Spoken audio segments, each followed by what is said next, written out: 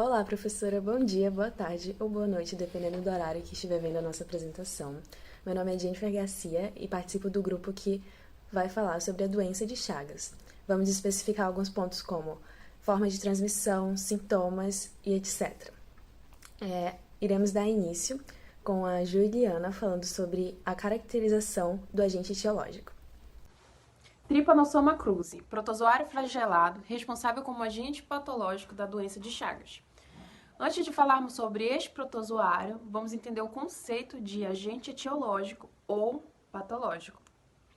Agente etiológico ou patológico é nada menos que aquele que é capaz de desencadear sinais e sintomas de uma ou mais patologias, o que quer dizer que este, então, é organismo causador de uma determinada doença.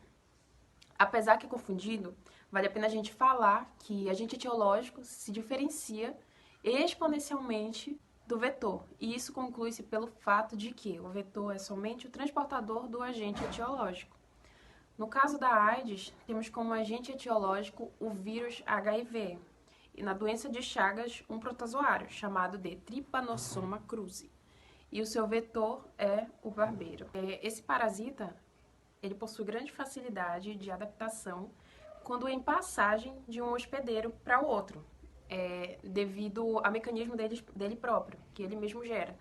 Dado como protozoário flagelado, unicelular e parasita obrigatório, ou seja, possui uma única célula, possui um tipo de parasita obrigatório, ele não consegue viver independente de seu hospedeiro, apesar de possuir somente uma mitocôndria. Como características morfológicas do seu ciclo vital, a gente pode destacar 3 fases do Trypanosoma cruzi, sendo elas a mastigota, epimastigota e tripomastigota. A mastigota, de forma arredondada, apresenta-se na fase crônica da doença, também na fase intracelular. Mostra-se em flagelos. Epimastigota, com tamanho variável, alongado e um núcleo semicentral, representa-se a forma encontrada no tubo digestivo de seu vetor. E a tripomastigota, apresentando um formato alongado, mostrando-se em S ou C, onde já se ocorre a fase aguda da doença, já na fase extracelular, na circulação do sangue. O ciclo de vida desse protozoário se inicia quando o seu próprio vetor ele se alimenta do hospedeiro vertebrado e após um tempo dele eliminar as fezes e a urina dele ao mesmo tempo, dá início à fase tripomastigota, que após a forma tripomastigota entranhar na pele, ele infecta assim as células do hospedeiro, o que vai formar a mastigota. Após a pele ficar totalmente repleta de parasita, tem novamente a mudança para a nova forma tripomastigota, o que ocorre então um rompimento das células para que os membros mesmos possam estar agindo na corrente sanguínea. Mas o que ocorre quando um barbeiro picar um hospedeiro vertebrado nessa fase? Espera-se que os protozoários transfiram-se em parte para o corpo do inseto, chegando ao seu intestino, onde vai ocorrer a transformação da fase para epimastigota. No intestino do inseto, após tornarem-se epimastigotas, novamente os parasitas vão se transformar em tripomastigotas, o que vão ocasionar este mesmo ciclo hospedeiro pós-hospedeiro. A transmissão da doença de Chagas se dá através do inseto chamado barbeiro.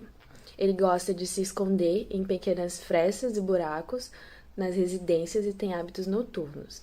E apesar de ser do conhecimento popular de que a doença se origina no inseto, na verdade, o protozoário que causa a doença está nas fezes do inseto, pois ele se infecta ao picar algum outro animal que já esteja infectado com a doença. Desta forma, ele irá transmitir a doença picando uma pessoa e no local que acontecer a picada vai causar muita coceira e o indivíduo, ao arranhar a pele para coçar, vai acabar fazendo com que as fezes que o animal deixou no local entrem em contato com a corrente sanguínea e assim acabando se infectando com a doença de Chagas. Essa é a forma mais comum de transmissão, podendo haver também, de forma mais rara, de mãe para filho via placenta, caso a mãe esteja infectada, por via oral, consumindo alimentos infectados como açaí, caldo de cana-de-açúcar, carnes de animais, e por compartilhamento de seringas também.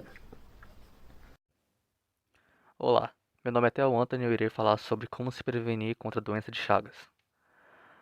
Como forma de prevenção coletiva, a melhor forma de prevenir é impedir que o barbeiro forme colônias em casas e em construções.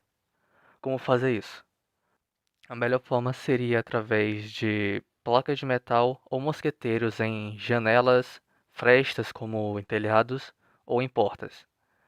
Também existe uma forma de proteção individual, que é através do uso de calças, repelente e camisas de manga larga, principalmente caso você vá entrar em áreas de mata fechada para pesca ou caça, alguma coisa dessas.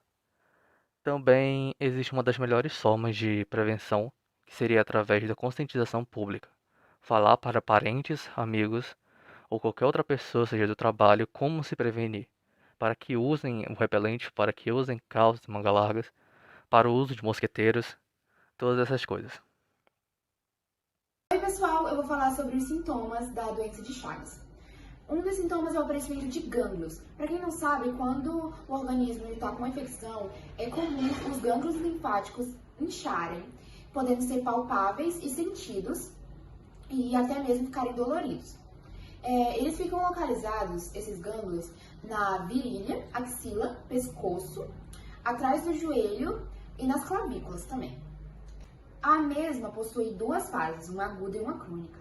Na fase aguda, os sintomas duram de 3 a 8 semanas e podem ser febre intensa, prolongada por mais de 7 dias, fraqueza contínua, dor de cabeça e inchaço nos rostos e pernas.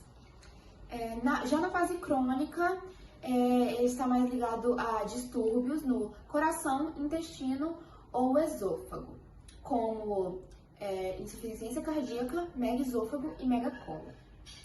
Segundo a Fiocruz, que é a Fundação Oswaldo Cruz, os portadores dessa doença, 70% desses portadores ficam de 2 a 3 décadas na sua fase assintomática ou indeterminada. Também é importante falar que, além dos aspectos orgânicos característicos da doença, as pessoas que têm e sofrem com a doença de Chagas, elas enfrentam dificuldades físicas, econômicas, sociais, que comprometem a qualidade de vida desses indivíduos. Obrigada. Eu sou a Giovana e eu vou explicar como diferir dos outros grupos da doença de Chagas. Ele é conhecido como T-cruzi, se diferencia pelos epimartigotas, que fica no intestino posterior. Ele se diferencia mais na tripomartigotas metacíclicos, os quais costumam ser eliminados pelas fezes e urina do vetor. Sendo assim, são capazes, de contaminar o hospedeiro vertebrado. Nosso trabalho sobre a doença de Chagas, cuja principal transmissão é um inseto chamado barbeiro. Caso tenha a doença, é de extrema importância que cuide dela para que não chegue ao seu estado crônico. É extremamente importante que estude as formas de prevenção e como a doença é transmitida. Espero que tenha sido uma boa apresentação.